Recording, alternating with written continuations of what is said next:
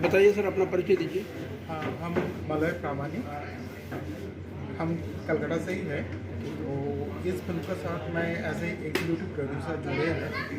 ये प्रोजेक्ट जो है काफ़ी सालों से हम लोग कर रहे हैं और ये करने का मकसद यही है, जो सैफ ने इतना साल मेहनत करके जो बनाया, मोटा करके मेरे को जो समझ में आया, तो आप कोई भी कॉन्ट्रासेप्टिव ऐसा नहीं है जो आपका इतना सस्ते में और इतना लॉन्ग टाइम के लिए इतना फ़ायदेमंद होगा। इसका प्राइस और जो मतलब इतना सस्ता होगा और 10 साल के लिए।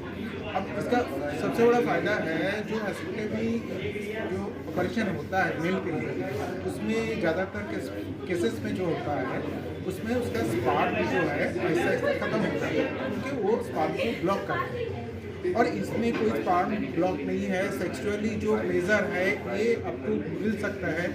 और उसके उपरंत जो है, अब मान लो आपका एक बच्चा हुआ, अपने 2 साल का गैप, 3 साल का गैप, अब ये दूसरा बच्चा के अंदर आप लेना चाहते हो, ये भी पॉसिबल है।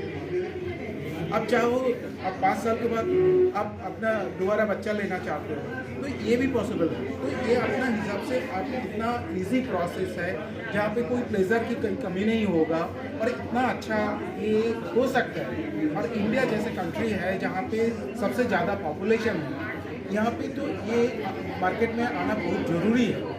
तो ये जागरूकता हमें चाहिए, सबके अंदर ये मैसेज पहुँचे, ताकि ये मार्केट में जल्दी से जल्दी आए। ठीक, अपना परिचय।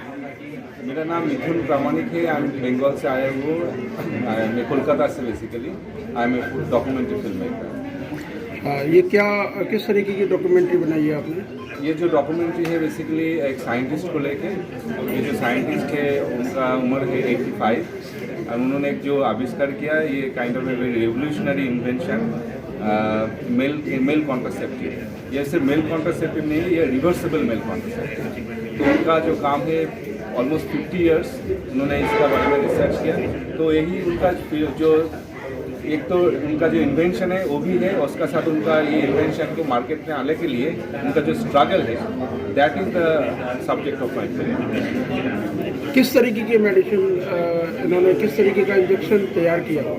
ये जो रिवर्सिबल मेल कॉन्ट्रासेप्टिव है, इनका नाम है रिसू। तो रिसू बेसिकली ये जो है, ये एक जो कोई एक ड्रग अभी लेंगे, देन 10 साल बाद, official 10 years but unofficial it is actually 15 years also. So जो लेंगे बेसिकली फिर से रिवर्स हो जाएगा। अगर इस इंजेक्शन को लगाते हैं तो मतलब ये इंजेक्शन मिनिमम कितने दिन तक मतलब काम करेगा? Minimum 10 years। 10 years। उसका पहले भी कोई रिवर्स होना चाहते हैं तो रिवर्स हो सकता है। इसका मुख्य उद्देश्य क्या है, मतलब इसको टीके को लगवाने का मुख्य उद्देश्य क्या रहेगा? देखिए अभी तो ऐसे थोड़ा 2 टाइप का, लाइक दो रीज़न है बेसिकली। मेरा 2 आंसर है। एक तो पॉपुलेशन स्टेबलाइजेशन के लिए तो ये काम करेगा, बहुत अच्छा से काम करेगा। बट अनदर रीज़न ये है, बहुत इंपॉर्टेंट है मेरे लिए। आई थिंक जब हम लोग इक्वलिटी का बारे में बात कर रहे हैं ना, like women and main should be together same.